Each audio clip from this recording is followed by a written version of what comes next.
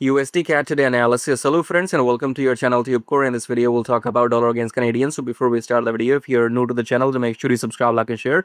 And below the video you'll find a link which says swing like a pro. Click on that link, come to this page where you can check out these videos. And you can join my mentorship program. So coming back here, you can also book consultation if you want to speak with me, and you can join my free Telegram. So let's get back to the chart right here.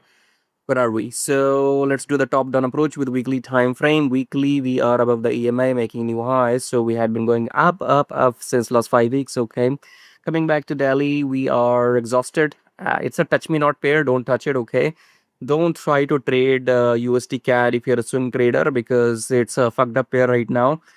You can see what has happened with this pair: up, down, up.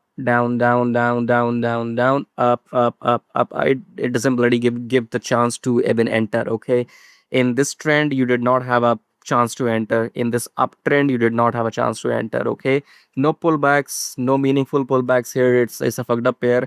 You can avoid the USD CAD for now. Leave it alone. It's a touch me not pair right now. Uh, yeah, I don't entertain scalpers. If you trade 15 minutes, 10 minutes, half an hour, or half a second, I don't really care about that. I don't trade anything below 4 hours. So in a daily chart, it's touch me not. Don't touch this pair, because if you go back to 4 hour again, it's trending. It's in the uptrend. If you want to trade it somehow, I don't know. Look for longs after pullback. Okay, otherwise just don't touch it. Go and trade Euro USD, GBP USD. Okay.